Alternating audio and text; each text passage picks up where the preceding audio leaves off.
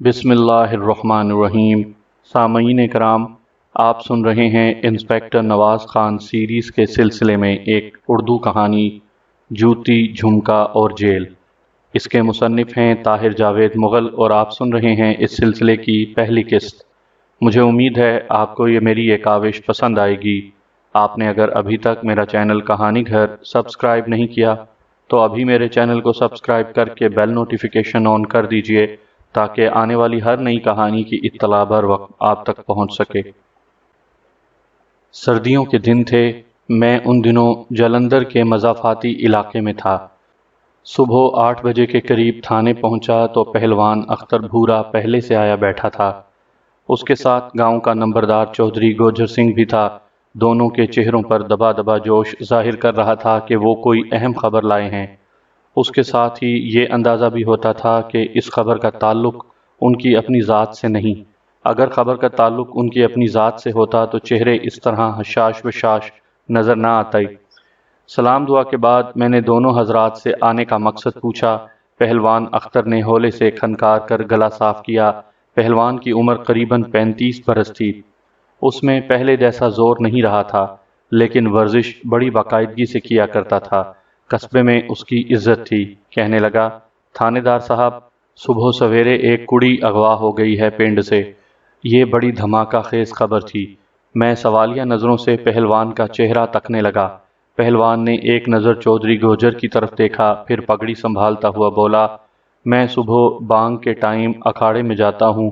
आज भी जा रहा था। दौड़ लगाता हुआ जब मैं मिस्त्री अहाते के पास से गुजरा तो किसी की चीख सुनाई दी। ये कोई लड़की थी। ऐसा लगा कि नूर शाह के खूह के पास कुछ बंदे उससे ज़बरदस्ती कर रहे हैं। मैं खाली हाथ था। पहले तो 1-2 सेकंड सोचा, फिर हिम्मत करके खूह की तरफ गया। उसी वक्त घोड़े दौड़ने की आवाज़ आई। मैंने देखा कि 3 बंदे एक कुड़ी को घोड़े पर लाद कर भाग रहे हैं। कुड़ी की आवाज़ भी नहीं निकल रही थी। शायद उन्होंने उसका मुंह बंद कर दिया था। मैंने उन्हें ललकारा, लेकिन वो 1 मिनट में ये जा वो जा हो गए। मैंने मौका पर पहुंचकर देखा, ये जूती वहां पड़ी हुई थी और उसके साथ ये झुमका भी था। पहलवान ने जूती और झुमका दोनों अपनी डब में से निकाल कर मेरे सामने रख दिए। मैंने दोनों अशिया पर निगाह डाली। जनाना जूती देखकर मैं बुरी तरह चौंका। ये एक नए फैशन की बेहद कीमती जूती थी। कुछ नहीं तो 100-150 रुपए कीमत होगी। छोटे मोटे शहरों में ऐसी जूतियां फरोख्त ही नहीं होती, लेकिन झुमका बिल्कुल मामूली था। किसी सस्ती सी धात का बना हुआ था। गालिबन किसी मेले ठेले से खरीदा गया था। ऐसे झुमके मैंने सांसियों और चंगड़ों की औरतों के कानों में अक्सर देखे थे। दोनों चीज़ों का एक साथ मिलना हैरान कुन था। फौरन ख्याल आता था कि ये दोनों अशिया एक ही औरत या लड़की की नहीं हो सकती। ये भी हो सकता था कि ये झुमका पहले से कहीं मौका पर गिरा पड़ा हो और पहलवान ने उसे जूती के साथ ही सबूत के तौर पर उठा लिया हो। पहलवान ने बात जारी रखते हुए कहा, मैं भागा हुआ चौधरी की तरफ गया, लेकिन रास्ते में पुल के पास मुझे बड़े साहब मिल गए। वो अभी अभी अपने बंगले से निकले थे। मुझसे पूछने लगे कि क्या हुआ है। मैंने सारा वाकया उन्हें बताया। वो अंदर से अपनी जीप ले आए। उनकी पक्की राइफल पहले से जीप में पड़ी थी। हमने सीधा रूही नाले का रुख किया। नाले के किनारे किनारे और खेतों में हमने काफ़ी जीप चलाई, लेकिन घुड़सवारों का कहीं खोज नहीं मिला। अभी आधा घंटा पहले हम थके हारे वापस आए हैं और आते साथ ही आपको रिपोर्ट लिखवाने पहुंच गए। मैं गहरी सांस लेकर रह गया। अख्तर पहलवान जिस शख्स को बड़े साहब कह रहा था, उसका नाम पेट्रा स्मिथ था। वो महकमा अनहार में सुपरवाइजर थे। बड़े पढ़े लिखे और कानूनदान ऑफिसर थे। अगर ये मामला उनके नोटिस में आ चुका था तो इसकी फौरी तफ्तीश और भी ज़रूरी हो गई थी। मैंने अख्तर पहलवान से पूछा, तुम्हारा क्या ख्याल है? अगवा करने वाले कौन थे और अगवा होने वाली कौन थी? अख्तर बोला, जनाब, सीधी सादी बात है, अगवा होने वाली इस गांव की तो नहीं थी, वरना अब तक दुहाई मच चुकी होती। हो सकता है वो कोई सांसी या चंगड़ औरत हो। ये झुमका जो आप देख रहे हैं आमतौर पर सांसी औरतें ही पहनती हैं। फिर वो लोग गए भी रूही नाले की तरफ हैं। नाले के साथ साथ कुछ नहीं तो 5-6 बस्तियां तो चंगड़ों और सांसियों की ज़रूर हैं। मैंने कहा, तुम्हारा ख्याल है कि वो कोई सांसी है जिसे उसके वाली वारिस ही उठा कर ले गए हैं? पहलवान अपना छोटा सा सर हिलाकर बोला, बिल्कुल ऐसा हो सकता है जी। मैं ठीक तरह नहीं देख सका, लेकिन मुझे शक पड़ता है کہ گھڑ سواروں کے پاس لاٹھیوں کے بجائے کلہاڑیاں تھیں، اور آپ کو پتہ ہی ہے کہ کلہاڑیاں ان خانہ بدوشوں کے پاس ہی ہوتی ہیں۔ میں نے کہا، اور یہ جو میمو جیسی جوتی تمہیں ملی ہے، اس کو کس خانے میں فٹ کرو گے؟ آپ کی بات ٹھیک ہے جی، لیکن کیا پتہ یہ چوری شوری کا مال ہو۔ آپ کو پتہ ہی ہے یہ پٹڑی واس کہاں کہاں ہاتھ مارتے ہیں۔ میں نے اندازہ لگایا کہ پہلوان اور چودھری اس معاملے میں پھنسنے کے بعد اپنی جان چھڑانا چاہتے ہیں، اور ان کی خواہش ہے کہ خواہ مخواہ انہیں گواہیوں کے لیے تھانے کچہری کے چکر نہ لگانے پڑیں۔ میں نے تمام ضروری معلومات حاصل کرنے کے بعد پہلوان اور چودھری کے ساتھ جائے وقوع کا معائنہ کیا۔ فیشنیبل جوتی اور گھوڑوں کے سموں کے علاوہ کوئی خاص نشانی نظر نہیں آئی۔ اندازہ ہوتا تھا کہ اغوا ہونے والی قصبے کی شمال جانب سے آئی۔ وہ کافی دیر مستری احاطے کے پاس گھومتی رہی۔ اس دوران نور شاہ کے کنویں کی طرف سے 3 گھڑ سوار آئے اور مغویہ کو گھوڑے پر لاد کر لے گئے۔ میں نے پہلوان سے کہا کہ وہ سپہر کے وقت پھر تھانے آئے۔ میں اس کے ساتھ ہی روہی نالے کا ایک اور چکر لگانا چاہتا ہوں۔ توقع کے مطابق دوپہر کے وقت سپروائزر صاحب کا پیغام بھی آ گیا۔ انہوں نے ہدایت بھیجی کہ اس واردات کا جلد کھوج لگایا جائے اور جیسے بھی ہو مغویہ برآمد کی جائے۔ سپہر 3 بجے کے قریب میں اور اختر پہلوان گھوڑوں پر سوار روہی نالے کی طرف چل دیے۔ نالا وہاں سے قریباً 4 کوس دور تھا۔ پہلوان نے کئی جگہ مجھے ٹائروں کے نشانات دکھائے۔ یہ سپروائزر صاحب کی جیپ تھی جس میں وہ اور پہلوان گھڑ سواروں کو ڈھونڈتے رہے تھے، لیکن قصبے کے قریب ہی کہیں کہیں کسی اور گاڑی کے ٹائر بھی دکھائی دیے۔ ان نشانات کے متعلق پہلوان کو کچھ علم نہیں تھا۔ ایک چھوٹی سی پلی سے نالا پار کر کے ہم دوسری جانب چلے گئے۔ یہ خاصا غیر آباد علاقہ تھا۔ زمین کلری تھی، دور تک جنتر کی جھاڑیاں اور کیکر کے خود رو پودے تھے۔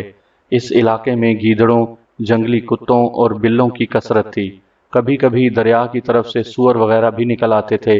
یہاں 10 میل کے ایریے میں تھوڑے تھوڑے فاصلے پر پٹری واسوں کے کئی پڑاؤ تھے۔ ان میں چنگڑ، اوڈ، سانسی، دیندار، گگڑے، نٹ کئی قبیلے تھے۔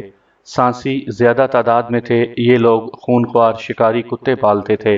ان کو بلی مار بھی کہا جاتا تھا کیونکہ بلیوں کا گوشت بڑی رغبت سے کھا جاتے تھے۔ اس کے علاوہ چوری اور رسا گیری بھی ان کے پسندیدہ مشاغل تھے۔ سانسیوں کے بڑے مکھیا کا نام سترام جا تھا۔ یہ شخص چھٹا ہوا بدماش اور قانون شکن تھا۔ مجھے پتا چلا کہ وہ قبرستان سے لاشیں نکالنے کا کام بھی کرتا ہے اور پٹیالے کے بدنام لاش چوروں سے اس کے رابطے ہیں۔ میں نے اس منحوس شخص کی مخبری کے لیے پچھلے چند ہفتوں سے 2 مخبر اس کی بستی میں داخل کر رکھے تھے۔ یہ دونوں مخبر سانسیوں کے بھیس میں بڑے کامیاب تھے اور اب تک مجھے کئی اہم اطلاعات دے چکے تھے۔ بہرحال یہ ایک علیحدہ داستان ہے۔ اس وقت میں مغویہ لڑکی کی بات کر رہا ہوں جو اپنی بہت قیمتی جوتی اور بہت بیکار جھمکا نشانی کے طور پر ہمارے پاس چھوڑ گئی تھی۔ میں نے جو 2 مخبر سانسیوں کے ڈیرے پر بھیج رکھے تھے ان میں ایک بلال شاہ تھا۔ بلال شاہ سانسی اور گگڑے وغیرہ کے بھیس میں بڑا کامیاب رہتا تھا۔ اس سے پہلے ایک دفعہ امرتسر میں بھی میں اس سے ایسا ہی کام لے چکا تھا۔ میں نے سوچا کیوں نہ سترام جا کی بستی کا رخ کیا جائے۔ سترام بڑا باخبر شخص تھا۔ پٹری واسوں کے ہر برے بھلے کی خبر رکھتا تھا۔ عین ممکن تھا کہ اسے اس معاملے کی بھی سنگن ہو، اور یہ بھی کوئی ایسی ناممکن بات نہیں تھی کہ وہ خود ہی اس معاملے میں ملوث ہو۔ میں نے چند لمحے غور کیا اور پھر گھوڑوں کا رخ سترام جا کے ڈیرے کی طرف موڑ دیا۔ سترام جا کا ڈیرا ایک پرانے شمشان گھاٹ کے دامن میں واقع تھا۔ قریباً 100 جھونپڑے اور جھونپڑیاں تھیں۔ ارد گرد کوڑے کرکٹ کے ڈھیر لگے ہوئے تھے۔ یہ کوڑا کرکٹ سانسیوں کی عورتیں جمع کرتی تھیں اور بعد میں ان سے کارآمد چیزیں علیحدہ کر کے بیچی جاتی تھیں۔ مختلف چیزیں تولنے کے لیے کنڈے وغیرہ بھی لگے ہوئے تھے۔ پڑاؤ میں جگہ جگہ بار برداری کے جانور نظر آ رہے تھے۔ اس کے علاوہ رکھوالی کے خونخوار کتے کھونٹوں سے بندھے ہوئے تھے۔ میں 3-4 مرتبہ پہلے بھی یہاں آ چکا تھا۔ مجھے دیکھتے ہی وہ لوگ چوکنے ہو گئے۔ ایک ننگ دھڑنگ شخص بھاگتا ہوا سترام جا کے جھونپڑے کی طرف گیا۔ تھوڑی ہی دیر میں ادھیڑ عمر سترام جا اپنا پٹکا سر کے گرد لپیٹتا ہوا باہر نکل آیا۔ اس کے جسم پر صرف ایک دھوتی تھی۔ بالوں بھرے سینے پر کلہاڑی کا ایک پرانا گھاؤ تھا اور دور سے ہی صاف نظر آ رہا تھا۔ آؤ مائی باپ، ست سلام ست سلام، اپنے مخصوص انداز میں بولا اور جھومتا ہوا ہماری طرف بڑھنے لگا۔ بستی میں اس کی دہشت تھی، لگتا تھا انسان تو انسان، پڑاؤ کے جانور بھی اس سے بدکتے ہیں۔ ایک بکری پھدک کر اس کے راستے سے ہٹ گئی اور ایک بھاری بھرکم مرغی کو اس نے خود ٹھوکر مار کر راستے سے ہٹا دیا۔ میں نے گھوڑے پر بیٹھے بیٹھے اس سے ہاتھ ملایا۔ مسافے کے بعد اس نے اپنے کالے کلوٹے ہاتھ کو چوما اور ماتھے سے لگانے کے بعد سینے پر رکھ لیا۔ اس کے انداز میں عزت سے زیادہ اکڑ فوں اور بناوٹ تھی۔ وہ مجھے اور اختر پہلوان کو لے کر اپنے جھونپڑے میں آ گیا۔ جھونپڑے کے دروازے پر اس کا خوفناک چتکبرا کتا حلق سے خوفناک آوازیں نکال رہا تھا۔ اندر سترام جا کی تیسری بیوی اپنے 2 ماہ کے بچے کے پوتڑے اکٹھے کر رہی تھی۔ ہمارے اندر پہنچنے سے پہلے ہی اس نے گز بھر کا گھونگھٹ نکال لیا تھا۔ پوتڑے اکٹھے کر کے وہ چھپاک سے باہر نکل گئی۔ اس کے نکلتے ہی 2-3 اور ادھیڑ عمر سانسی اندر آ گئے۔ مکھیا کی طرح ان کے حلیے بھی عجیب و غریب تھے۔ رنگ دار لباس، آنکھوں میں سرما، بال تیل میں چپڑے ہوئے۔ ایک شخص کے کان میں چاندی کے بڑے بڑے چھلے تھے۔ یہ سترام جا کا چھوٹا بھائی ہیرا تھا۔ ان سب کی سوالیہ نظریں میری طرف اٹھی ہوئی تھیں۔ میں نے انہیں بتایا کہ آج صبح قصبے سے ایک لڑکی اغوا ہوئی ہے اور مجھے شبہ ہے کہ اسے اس بستی میں لایا گیا ہے۔ سانسیوں نے یہ الزام بڑے اطمینان اور سکون سے سنا۔ سترام جا نے حقے کے چند طویل کش لیے اور گھنی مونچھوں کے نیچے سے دھواں نکال کر بولا، مائی باپ، ڈیرا آپ کے سامنے ہے، ہم سب آپ کے چاکر ہیں۔ آپ حکم دیں، ہم کپڑے جھاڑ کر نالے کے کنڈے پر کھڑے ہو جاتے ہیں۔ آپ تسلی سے پٹریوں کی تلاشی لے لیں۔ اگر ہم میں سے کوئی جرمدار ہو تو بے شک یہیں پھانسی گاڑ کر پھانسی دے دیں یا اس پستول سے گولی مار کر لاش نالے میں پھینک دیں۔ میں نے کہا، سترام، کیا تم روحی کے دوسرے ڈیروں کے بارے میں بھی یہی بات کہہ سکتے ہو؟ ہو سکتا ہے لڑکی کسی دوسری بستی میں رکھی گئی ہو۔ سترام کے چہرے پر ایک رنگ سا آ کر گزر گیا۔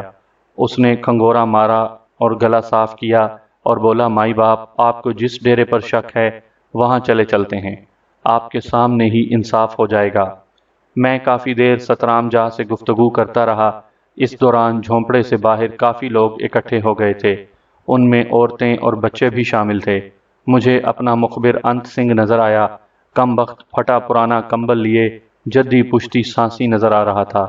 سر پر استرا پھرا ہوا، آنکھوں میں گیڈ، جسم پر میل کچیل۔ اس نے کتے کا ایک نومولود بچہ اٹھا رکھا تھا۔ میری اور اس کی نگاہیں ایک لمحے کے لیے ملی، لیکن چہروں پر شناسائی ظاہر نہیں ہوئی۔ بلال شاہ کہیں دکھائی نہیں دے رہا تھا۔ پتہ نہیں کہیں لسی ڈکار کر سویا ہوا تھا۔ ان دنوں وہ بڑی قربانی دے رہا تھا۔ اس کی کئی عیاشیاں چھٹی ہوئی تھیں، لیکن لسی تو وہ کسی صورت نہیں چھوڑ سکتا تھا، چاہے بکری یا بھیڑ کا دودھ ہی کیوں نہ ہو۔ مجھے یقین تھا کہ وہ دسمبر کی سخت سردی میں قطب شمالی پہنچ جاتا تو وہاں بھی ادرڑکا ضرور پیتا، چاہے اس کے بعد دوسرا سانس لینا نصیب نہ ہوتا۔ یقیناً اس ڈیرے میں بھی اس نے لسی پانی کا کوئی نہ کوئی انتظام کر رکھا ہوگا۔ ہم دونوں رات قریباً 9 بجے روہی نالے سے واپس تھانے لوٹے۔ یہاں میرا سب انسپکٹر عزیزی فرزند علی صبح سے مصروف تھا۔ اس نے بتایا کہ ارد گرد کے دیہات میں کہیں کوئی لڑکی اغوا نہیں ہوئی اور نہ ہی کوئی رپورٹ درج کروائی گئی ہے۔ فیشنیبل جوتی یا جھمکے کے بارے میں بھی کہیں سے کچھ پتہ نہیں چلا۔ سمجھ نہیں آ رہی تھی کہ وہ کون سانسی عورت تھی جو ایسی قیمتی جوتی پہنے قصبے کے باہر گھوم رہی تھی۔ کیا اسے معلوم نہیں تھا کہ قصبے کے ساتھ ذخیرہ کے اندر چنگڑ عام گھومتے رہتے ہیں اور اکا دکا سانسی دن کے وقت بھی ادھر کا رخ نہیں کرتے؟ سانسیوں اور چنگڑوں میں گہری دشمنی تھی اور 1 سال پہلے اسی مقام پر 2 سانسی چنگڑوں کے ہاتھوں سے قتل ہو چکے تھے۔ اگلا روز بھی بغیر کسی اہم خبر کے گزر گیا۔ میری توقع کے عین مطابق رات کو بلال شاہ میرے گھر آن پہنچا۔ وہ اکثر رات گئے آیا کرتا تھا، منہ سر کمبل میں لپٹا ہوتا تھا۔ کبھی کبھی انت سنگھ بھی اس کے ساتھ ہوتا تھا، تاہم اس رات وہ اکیلا تھا۔ بلال شاہ کا حلیہ بڑا دلچسپ تھا۔ اس نے ٹنڈ کرا رکھی تھی، چھوٹی چھوٹی داڑھی بھی رکھ لی تھی، لباس پھٹا پرانا تھا اور سانسیوں کی طرح گلے میں منکے وغیرہ ڈال رکھے تھے۔ چند رسمی باتوں کے بعد اس نے پوچھا کہ میں کل ڈیرے پر کیوں آیا تھا، بلال شاہ سے کیا چھپانا تھا۔ میں نے شروع سے آخر تک ساری بات اسے بتا دی۔ وہ غور سے سنتا رہا۔ میں اس کے چہرے پر اتار چڑھاؤ محسوس کر رہا تھا۔ کہنے لگا، خان صاحب، مجھے اغوا وغیرہ کے چکر کا تو پتہ نہیں، لیکن کل سے ڈیرے پر کوئی گڑبڑ ہے ضرور۔ رات 8-9 بجے چنگڑوں کے ڈیروں سے ایک بندہ گھوڑے پر آیا تھا۔ وہ سیدھا مکھیا سترام کی جھونپڑی میں چلا گیا اور وہ بندہ مجھے مشکوک لگ رہا تھا۔ لڑکی والے واقعے کا تو مجھے نہیں پتا، مجھے خیال آیا کہ ہو سکتا ہے قبرستان والا معاملہ ہو۔ میں ٹو لینے سترام کے جھونپڑے میں چلا گیا، پیٹ درد کا بہانہ بنایا۔ مکھیا سترام جھاڑ پھونک بھی کرتا تھا۔ ایک دفعہ پہلے بھی اسی بہانے میں اس کے جھونپڑے میں گھسا تھا۔ میں اندر گیا تو سترام چنگڑوں کے بندے سے باتیں کر رہا تھا۔ مجھے دیکھ کر کرایا، کیوں منہ اٹھائے چلا آیا ہے؟ میں نے کہا مکھیا میں مر رہا ہوں، کلیجے پر چھریاں چل رہی ہیں۔ وہ بولا اچھا چل باہر بیٹھ، میں ابھی دیکھتا ہوں تجھے۔ بس جی، میں ہائے ہائے کرتا باہر آیا اور جھونپڑے کے بالکل پاس ہی لیٹ گیا۔ اندر سے باتوں کی مدھم آواز آ رہی تھی۔ چنگڑوں کا بندہ کہہ رہا تھا، مکھیا میں پیغام لے کر آیا ہوں، مجھ سے گرم سرد ہونے کی ضرورت نہیں، یہ تو صاف سیدھا معاملہ ہے۔ ایک ہاتھ دو، دوسرے ہاتھ لو، نہ کوئی جھگڑا نہ رولا۔ مکھیا سترام نے کہا لیکن کیا ثبوت ہے کہ لڑکی تمہارے پاس ہی ہے؟ چنگڑ کی آواز آئی، وہ ثبوت بھی ساتھ لایا ہوں، یہ دیکھ لو اس کی اوڑھنی۔ کچھ دیر جھونپڑے میں خاموشی رہی، پھر سردار نے کہا، ہو سکتا ہے کہ تم نے اسے جان سے مار ڈالا ہو اور اب ہمیں چکر دینے کے لیے یہاں آ گئے ہو۔ چنگڑ بولا، تم کسی بندے کو بھیج کر پتہ کروا لو۔ تھوڑی دیر اسی طرح کی باتیں ہوتی رہیں، پھر چنگڑوں کا بندہ گھوڑے پر بیٹھ کر واپس چلا گیا۔ آج صبح سویرے سترام کا چھوٹا بھائی ہیرا اور اس کے 2 سالے چنگڑوں کے ڈیرے پر گئے۔ ان کی واپسی شام سے تھوڑی دیر پہلے ہوئی ہے۔ اس وقت سے سردار کے جھونپڑے میں کوئی کھچڑی پک رہی ہے۔ 4-5 سرکردہ بندے بیٹھے ہوئے ہیں اور کسی کو اندر جانے کی اجازت نہیں ہے۔ بلال شاہ ساری روداد سنا کر خاموش ہو گیا۔ بلال شاہ کی باتوں سے اس واقعے کی اہمیت اور بڑھ گئی تھی۔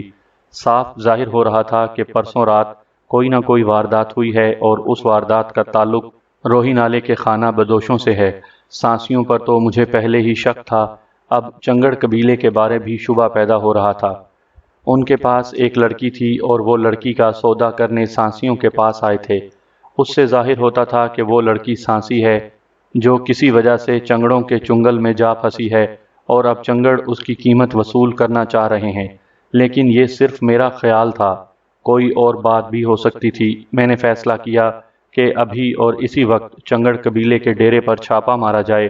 روہی نالے کے خانہ بدوشوں میں چنگڑ آبادی کے لحاظ سے دوسرے نمبر پر تھے۔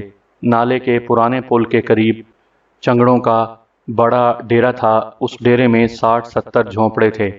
چنگڑ اپنے سردار کو میہر بھی کہتے تھے۔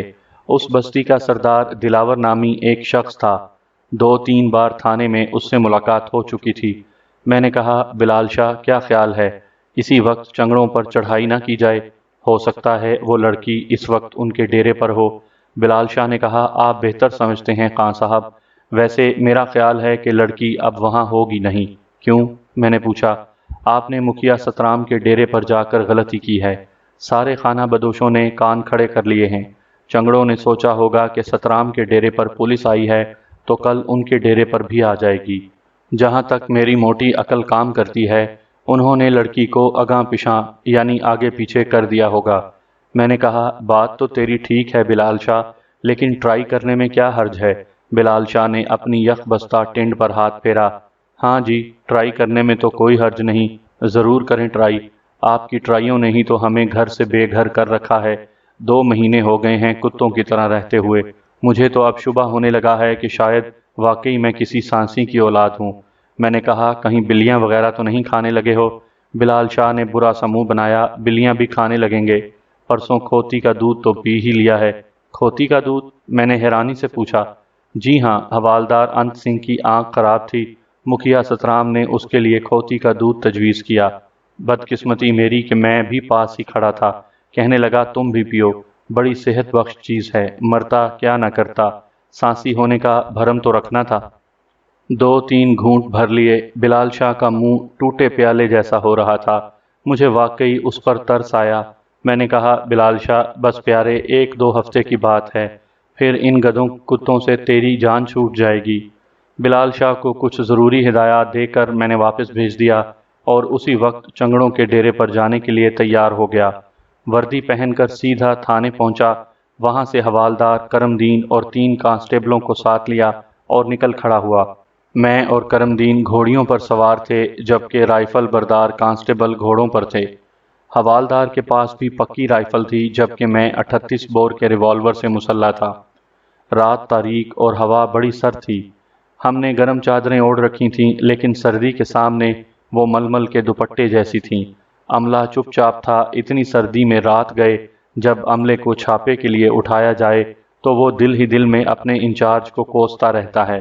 میں خود بھی جب ASI تھا تو تصور میں کئی بار اپنے ایک انسپیکٹر کو قتل کر چکا تھا، بلکہ ایک بار تو واقعی اس سے تو میں ہو گئی تھی۔ میرا عملہ اتنا دلیر تو نہیں تھا کہ تو میں کرتا، لیکن دل ہی دل میں ضرور کڑ رہا تھا۔ سخت سردی اور دشوار راستے پر 8 میل کا سفر کر کے ہم رات کو کوئی 2 بجے چنگڑ بستی کے قریب پہنچے۔ چنگڑوں کے کتے فاصلے پر ہونے کے باوجود زور شور سے بھونک رہے تھے۔ میں نے 2 ہوائی فائر کیے تو بستی سے باہر 3 لالٹینیں چمکنے لگیں۔ کون ہے بھائی؟ ایک روبدار آواز آئی۔ تیرے باپ آئے ہیں جے پور سے، حوالدار نے غصے میں پکار کر کہا۔ ایک لالٹین جلدی سے واپس چلی گئی۔ تھوڑی ہی دیر بعد سردار آنکھیں ملتا ہوا ڈیرے سے باہر آ گیا۔ سردار کا نام دلاور تھا۔ وہ خود کو مسلمان کہتا تھا۔ اس کا دعویٰ تھا کہ وہ لوگ ٹوکریاں اور چھاج وغیرہ بنا کر گزارا کرتے ہیں۔ چوری چکاری اور دوسرے جرائم سے ان کا دور کا بھی واسطہ نہیں، لیکن میں یہ بات ماننے کو ہرگز تیار نہیں تھا۔ چور چوری سے جائے لیکن ہیرا پھیری سے نہیں جاتا۔ دلاور سترام کی طرح نت نئی عورتوں سے اپنا بستر تو گرم نہیں کرتا تھا، لیکن نشے کی اسے پرانی لت تھی۔ چنگڑوں کے پڑاؤ میں داخل ہوتے ہی میں نے سب سے پہلے دلاور کے جھونپڑے کا رخ کیا۔ اس جھونپڑے کے آس پاس دلاور کے قریبی رشتہ داروں کے جھونپڑے تھے۔ مجھے معلوم تھا کہ اگر لڑکی اس پڑاؤ میں ہے تو وہ انہی جھونپڑوں میں ہوگی۔ میں نے اپنے کانسٹیبلوں کو جھونپڑی سے باہر ہی چوکس کھڑا کر دیا اور خود حوالدار کے ساتھ دلاور کے جھونپڑے میں گھس گیا۔ عام جھونپڑوں کی طرح اس جھونپڑے میں بھی ایک گدھی اور 2 بکریاں بندھی ہوئی تھیں۔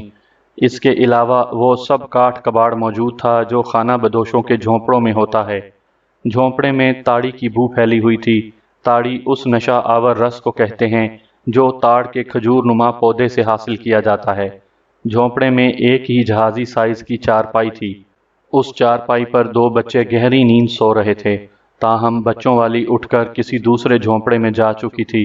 دلاور سمجھ چکا تھا کہ میں جھونپڑے کی تلاشی لینا چاہتا ہوں۔ وہ ہاتھ سینے پر باندھے ایک طرف خاموش کھڑا ہو گیا۔ اس کے انداز سے لاپرواہی اور بیزاری ظاہر ہوتی تھی۔ دلاور کی عمر یہی کوئی 30 برس رہی ہوگی۔ وہ اصولی طور پر ابھی بستی کا سردار نہیں بنا تھا، لیکن اس کا باپ خاصا بوڑھا ہو چکا تھا اور زیادہ وقت اپنے جھونپڑے میں سویا رہتا تھا، اس لیے دلاور کو ہی سردار سمجھا جاتا تھا۔ میں نے لالٹین اور ٹارچ کی مدد سے اچھی طرح جھونپڑی کی تلاشی لی۔ تاڑی کی 1 بوتل اور 2 تولے افیم کے سوا یہاں سے کوئی قابل اعتراض شے برآمد نہیں ہوئی۔ میں ساتھ والے جھونپڑے میں پہنچا۔ یہ دلاور کے والد کا تھا۔ وہ مدکوک بوڑھا بے خبر سو رہا تھا۔ قریب ہی ایک جائے نماز اور تسبیح پڑی تھی۔ میں نے بوڑھے کو جگائے بغیر اس جھونپڑے کی اشیاء کو بھی الٹ پلٹ کر دیکھا۔ اس کے بعد تیسرے جھونپڑے کی باری آئی۔ اس جھونپڑے میں داخل ہوتے ہی مجھے کچھ عجیب سا لگا۔ یہاں 2 چارپائیاں تھیں۔ ایک چارپائی پر نیا بستر نظر آ رہا تھا۔ خانہ بدوشوں کے بستر عموماً خستہ حال ہوتے ہیں۔ نیا بستر ان لوگوں کے پاس ایک آدھ ہی ہوتا ہے اور اسے کسی خاص موقع پر بچھایا جاتا ہے۔ میں نے دلاور سے پوچھا، یہ کس کا جھونپڑا ہے؟ وہ بولا، میرے تاؤ کا۔ میں نے کہا، تیرا تاؤ تو چھڑا چھانڈ ہے، یہ جھونپڑے میں دوسرا بستر کس کا نظر آ رہا ہے؟ وہ ایک مہمان آیا تھا تاؤ کا، شکر گڑھ سے، آج دوپہر ہی واپس گیا ہے۔ دلاور کے جواب سے میری تسلی نہیں ہوئی۔ میں نے حوالدار کے ساتھ مل کر اچھی طرح جھونپڑے کی تلاشی لی۔ ایک چوکی کے نیچے سے رسی کے 2-2 فٹ کے 2 ٹکڑے ملے۔ ان ٹکڑوں کو دیکھ کر مجھے شک ہوا کہ یہ کسی کے ہاتھ پاؤں باندھنے میں استعمال ہوئے ہیں۔ اس دوران حوالدار کی نگاہ جھونپڑے کے دروازے پر پڑی۔ یہ نیم پختہ جھونپڑا تھا اور اس کا دروازہ ٹین اور لکڑی کا بنا ہوا تھا۔ دروازے میں ایک قفل جھول رہا تھا۔ حوالدار نے میرا دھیان اس قفل کی طرف دلایا۔ میرا شبہ اور مضبوط ہو گیا۔ جھونپڑوں پر شاذ و نادر ہی قفل وغیرہ لگائے جاتے ہیں۔ ان خانہ بدوشوں کے سب سے بڑے محافظ کتے ہوتے ہیں اور ان کی موجودگی میں وہ ہر فکر سے آزاد ہو کر سو رہتے ہیں۔ اس جھونپڑے پر کفل کی موجودگی سے اندازہ ہوتا تھا کہ یہاں کوئی نہایت اہم شے رکھی گئی تھی۔ یہ شے ایک موقویہ لڑکی بھی ہو سکتی تھی۔ میں نے حوالدار سے کہا کہ وہ کانسٹیبلوں کو چکنا کر دے، کوئی شخص ڈیرے سے باہر نہ جانے پائے۔ حوالدار باہر چلا گیا تو میں نے مزید باریک بینی سے جھونپڑے کا جائزہ لینا شروع کیا۔ دفعتاً میری نگاہ ایک کونے میں گئی۔ یہاں فرش کی مٹی کچھ اکھڑی اکھڑی نظر آتی تھی۔ میں نے ٹارچ کی روشنی میں بغور دیکھا، یہاں کوئی چیز دبائی گئی تھی۔ ان خانہ بدوشوں کی عادتوں سے اب مجھے کافی واقفیت ہو چکی تھی۔ چھاپا مار پارٹی کو دیکھ کر یہ لوگ ناجائز ریوالور، چاقو، افیون وغیرہ اسی طرح جھونپڑے کے کچے فرش میں دبا دیتے تھے۔ میں نے نیچے بیٹھ کر یہ تازہ مٹی ہٹائی تو ریوالور یا چاقو کے بجائے ایک مڑا توڑا لفافہ نکل آیا۔ میں نے مٹی جھاڑ کر لفافے کو ٹارچ کی روشنی میں دیکھا، اس پر لاہور کا پتہ لکھا تھا اور کوئی 2 ماہ پہلے کی مہر لگی ہوئی تھی۔ لفافہ کھولا تو اندر سے کاپی سائز کے 2 ورق برآمد ہوئے۔ قلم یا ہولڈر سے ورق کے دونوں طرف لکھا گیا تھا۔ لکھنے والے کا نام دیوندر پروانہ تھا۔ اس نے لاہور میں رہنے والی اپنی ایک محبوبہ ونمالا کے نام ایک بڑا درد بھرا عشقیہ خط لکھا تھا۔ ونمالا کا اصل نام کچھ اور تھا، یہاں میں فرضی نام بتا رہا ہوں۔ دیوندر پروانہ نامی اس عاشق نے اپنی محبوبہ دل نواز کو بڑے بڑے شاندار خطاب دیے تھے۔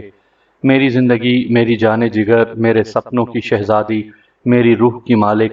اس نے اپنے خط میں بڑی تفصیل سے اسے اپنے بے قرار شب و روز کی کہانی سنائی تھی اور خون کے آنسو بہا بہا کر محبوبہ سے ایک نگاہ کرم کی التجا کی تھی۔ بہت زبردست قسم کا عاشق لگتا تھا وہ۔ اس کا خط پڑھ کر مجھے بے اختیار ہنسی آنے لگی۔ بڑی ڈھیٹ اور ذلیل طبیعت پائی تھی کمبخت نے۔ ایک جگہ لکھا تھا، پیاری، میں تیرے چرنوں میں کتا بن کر لوٹنا چاہتا ہوں، کاش تیرے قدموں کی خاک مجھے مل جائے اور میں اس کا سرما بنا کر آنکھوں میں ڈال لوں۔ پھر ایک جگہ اعلان کیا تھا، قسم ہے بھگوان کی، تو ایک بار اپنی زبان سے کہہ میں اپنے ہاتھ سے اپنے سینے میں چاقو نہ گھونپ لوں تو انسان کا بچہ ہی نہیں۔